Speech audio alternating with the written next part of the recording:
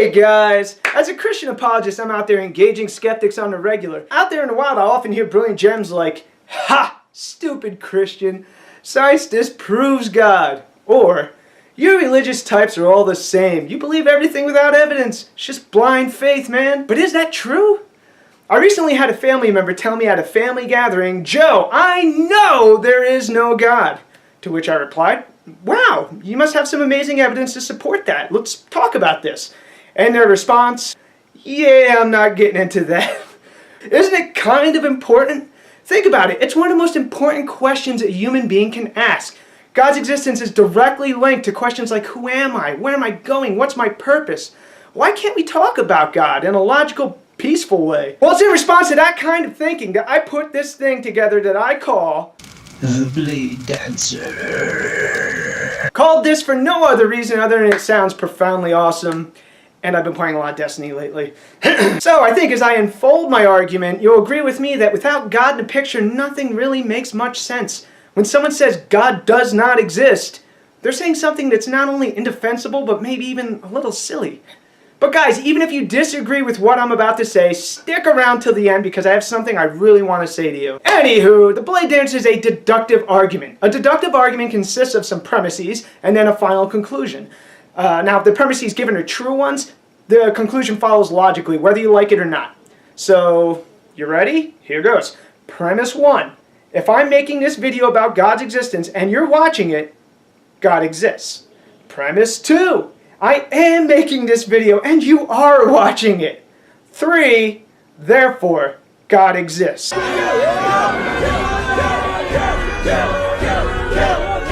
Whoa, whoa, whoa, whoa, relax your body.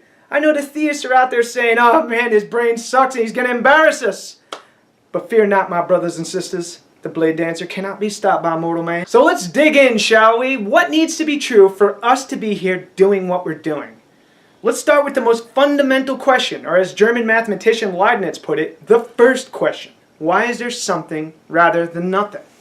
Alright, close your eyes real quick. Now picture yourself waking up one morning. You stumble out into your living room only to find a severed horse head. Shocked, you call the police. And when they get there, they poke the head with a stick, take a selfie with it, turn around and say, "Hey buddy, don't worry about it. Nobody caused this, it just exists." Now, you would either think the cop was lazy and didn't want to do his job, or maybe he's crazy, but you wouldn't take the cop seriously. Why? Because the horse head needs an explanation for its existence. It didn't just spontaneously materialize in your living room one night uncaused.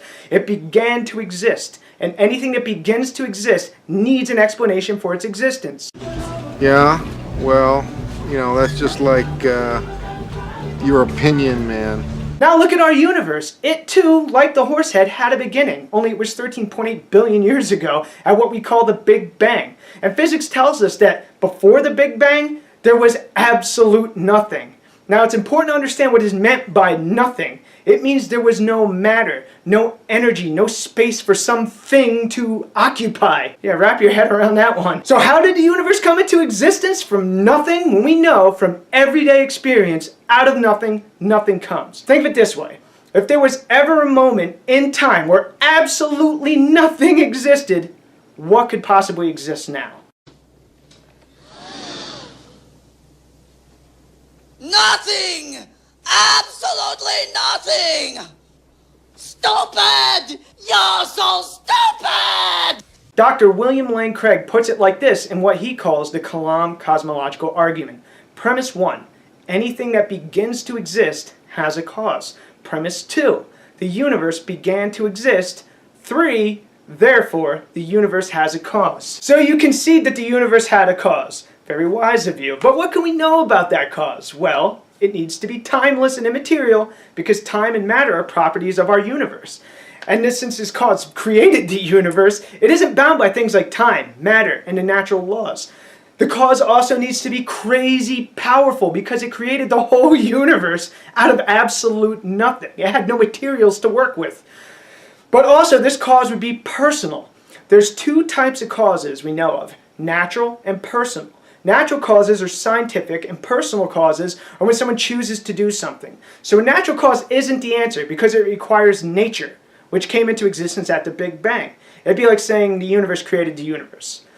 So we're left with a timeless, baseless, immaterial, personal, insanely powerful cause. Does that sound familiar? But moving on to number 2. So we need a universe for us to be here, but could I be making this video in any universe at all? As it turns out, in order for us to be here doing what we're doing, the basic structure of the universe needs to be finely tuned for intelligent life. Our universe is governed by many constants and forces and various ratios between those forces. But for the sake of your sanity and my own, we're going to consider only the 4 fundamental forces. 1, gravitational. 2, electromagnetic. 3, the strong nuclear force. And 4, the weak nuclear force. So harness that 1.21 gigawatts and fire up your flux capacitors 1.21 gigawatts! as I take you on a journey all the way back to the second before the Big Bang happened. Now let's say while there, we snoop around and we find God's universe-making machine, covered in thousands of knobs like the ones you'd find on an old TV. And each knob represents one of the various forces and the ratios that are now part of our universe. While God isn't looking, we decide to mess with just the 4 fundamental forces that I had mentioned. And let's say we turn one of the knobs ever so slightly. It's devastating. We get no galaxies, no stars, no planets, no elements, no chemistry, no life. Human sacrifice, dogs and cats living together, mass hysteria. The various forces and quantities have a mind-blowingly huge range that they could have been set to. And yet they are where they need to be for us to be here. Example, consider the knob on God's universe-making machine that controls the ratio between the strong nuclear force and the electromagnetic force. If we change it by the slightest imaginable degree, we get no stars at all. But that's just one example. You got to multiply that by the other many necessary parameters and you start seeing numbers that defy reason. We're talking odds higher than the amount of fundamental particles in the entire universe. I'm not listening to you. You're crazy.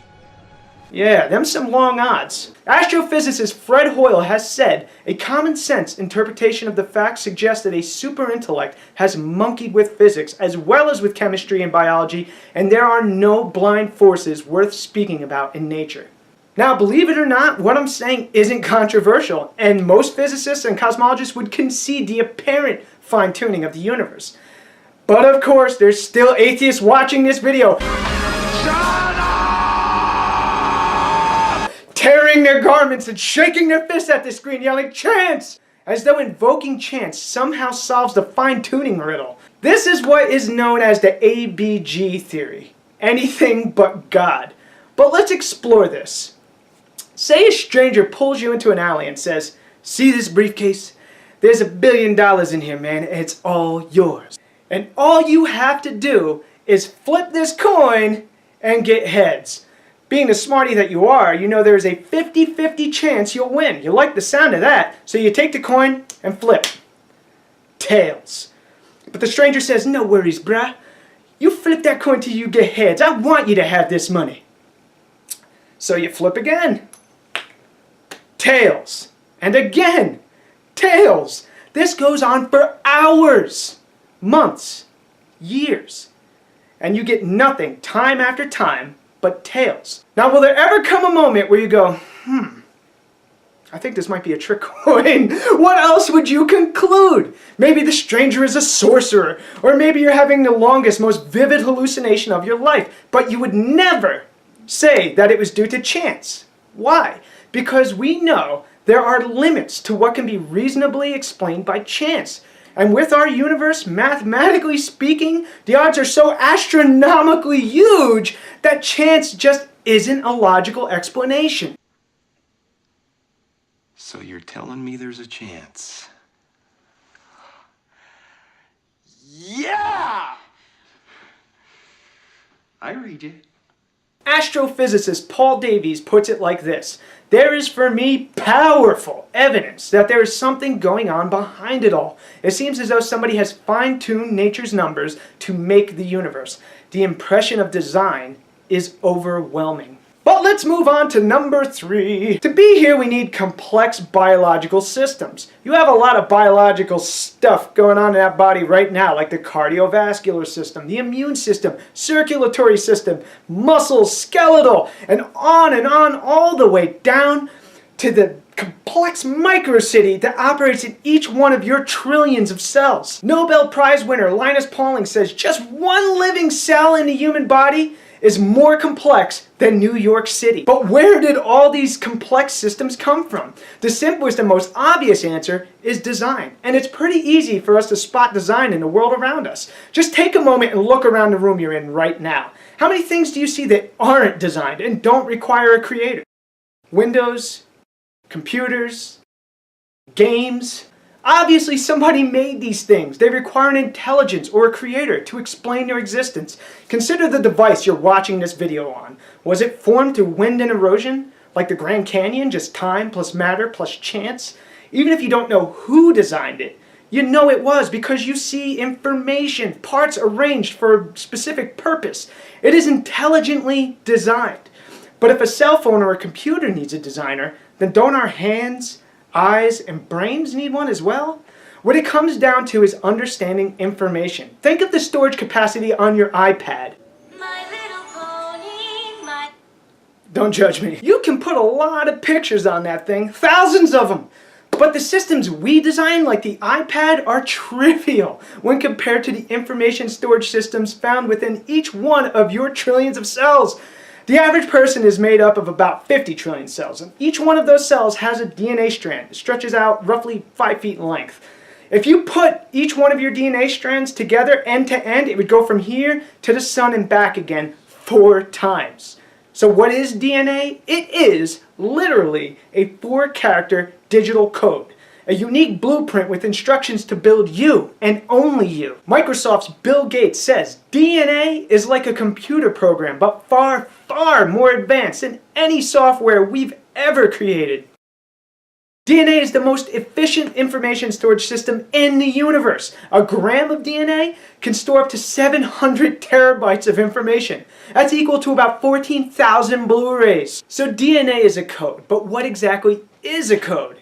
It's information. And we know from repeated experience that information always comes from an intelligence. Whether we're talking about an ancient drawing found on a cave wall, or a name carved into a tree, or a Nintendo Power. When we trace information back to its source, we don't find material causes.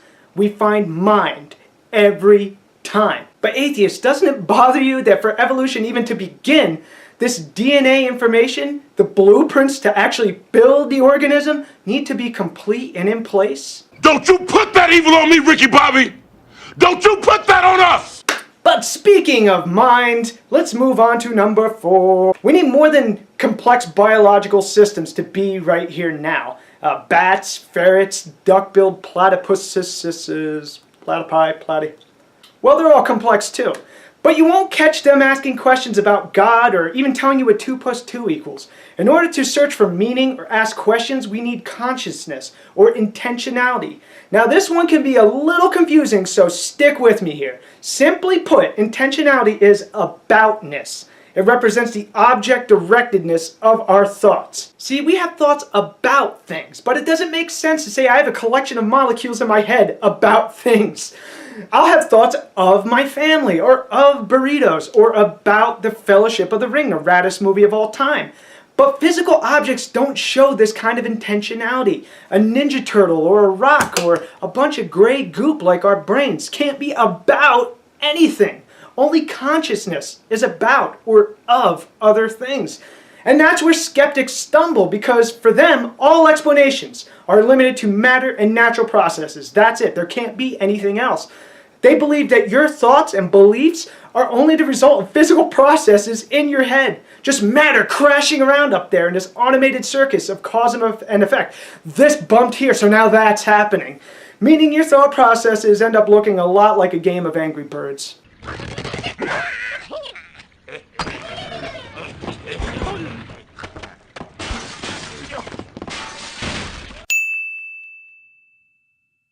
If scientists got together and studied my brain, they would learn all kinds of stuff about how it worked. But they could never learn anything about my thoughts. The only way to do that is to ask me. Now that's not too good for the atheist, but for the theist, this is great news. We believe God is a mind, and as creations made in God's image, we ourselves are minds with a slice of that divine rationality and creativity. For Christians, the book of John in the New Testament says, in the beginning was the Word, and the Word was God, and the Word was with God. The Greek term used there for word is logos, meaning thought or rationality. So let's pull this all together and see what we got now. 1, we need the universe to exist rather than nothing. 2, we need an arsenal of finely tuned laws to govern that universe and make life possible. 3, we need complex biological systems. And 4, spirit or human consciousness. So that's the Bladedancer in a nutshell. But what exactly does it all mean? It means if I'm here making this video and you're watching it, God exists. But I am making it and you are watching it. Therefore, God exists. No, God! No, God, please, no! No! No! No! Now, of course, this was a very basic look at these subjects. They had to be carved down to fit into a relatively short video. But I plan on jumping into each subject more fully in the future. So please, send me your questions and messages or whatever. I want to engage on these things, but stay on topic. I don't want to end up speaking about the historicity of the Bible or objective good and evil. Let's save that for another video. Alright guys, time to get serious. Skeptics, you hung in there till the end. I'm proud of you. I want to ask you a question. It's a question that I heard a philosopher named David Wood ask years ago, and it fundamentally changed my thinking. It was, if you're wrong, do you want to know it? Most of us don't. We're dogmatic creatures, and we pick our teams politically, socially, whatever. And rarely are we open to these ideas being challenged. Nothing is harder for a human being to do than to change his or her mind. We are terrified of changing our minds. It means admitting you're wrong. It means losing friends and changing social circles. It means transforming your life and flipping your world upside down. That's a higher price than most people are willing to pay. So keep that question in mind and really look into the things I spoke about in this video with an open heart. Ask questions, study scholarly work from both sides, and be as objective as possible. Promise yourself that you'll follow the truth wherever it leads you, regardless of how uncomfortable it is, regardless of how you want the universe to be. You should never just believe something, but rather understand why you believe it. Now, it was that very question that started me down a path that ultimately led me from skepticism to theism. So I'd like to leave you with 2 personal challenges at this point, one of which was issued to me when I was a skeptic, and I'm asking it of you now. The first is this. As an agnostic that was beginning to believe in some kind of creator of the universe, I just didn't know who or what it was, I decided to open up the Bible at random. I had never done that before, to get a taste of what it was all about. I opened it to Matthew 5, the Sermon on the Mount, and as I read, I instantly fell in love with this Jesus. I had never heard anything so eloquent and powerful, so real in all my life. It was as though he was speaking to me personally. Open up Matthew 5, give it a try. It's short, it's powerful, and I believe it will speak to you. And the last challenge is one that was issued to me at the end of a lecture given by a little white-haired Indian guy, the great Ravi Zacharias. He said, in the quiet of your room, alone, get on your knees, and with an open heart and mind, ask, Jesus, if you are who you say you are, come into my life, reveal yourself to me. I took up Ravi's challenge. One night, alone in my living room, I actually turned the lights off because I was embarrassed. I was by myself. And since then, my heart, my mind, my life have completely transformed, and I've never looked back. Look, you have nothing to lose and possibly everything to gain, so give it a shot. This is Joe Danger, signing out. I'll be back.